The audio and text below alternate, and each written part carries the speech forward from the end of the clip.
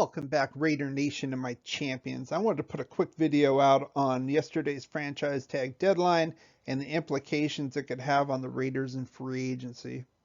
Specifically, I'm going to talk about the players that were involved in my positional focus series. I'll leave a link in the description below.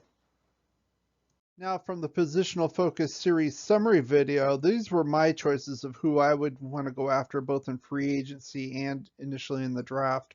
Obviously, Marcus May, free safety, Dalvin Tomlinson at defensive tackle, and then go to the draft to pick up an outside linebacker. So as far as who was franchise tagged, to me, there was no surprise here with Leonard Williams, as well as Justin Simmons. May was a bit of a surprise for me from the Jets. And there's talk about him not being too happy with that and wanting a long-term deal and hinting that he might even hold out, which could hint at a possible trade, but I would put that as a low chance, to be honest.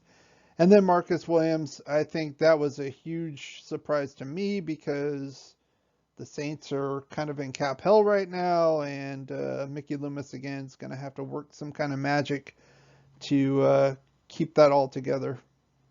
So what's next for the Raiders in free agency here? I pulled this information from my last video on the offensive line updates. At the time, we had $3.3 million in cap space.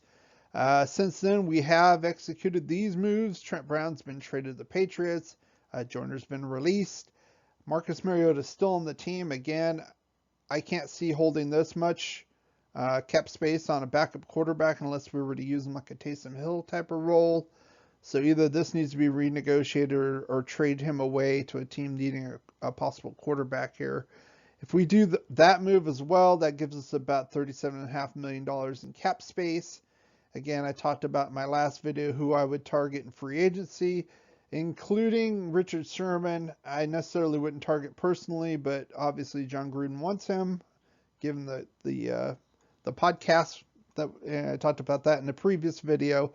So these are the values. SpotTrack.com says that these guys should go forward. With the exception of Richie Incognito, they didn't have a value, so I put it at about $2 million, could be $3 million.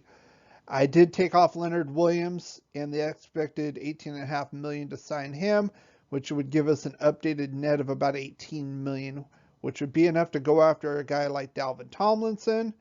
Plus, if we didn't want to use Sherman in that that single high free safety role, which I think he should be, given his intelligence. I know he's not the quickest guy, but still, I think he's good at diagnosing plays. I think he'd be a great center fielder type guy for us.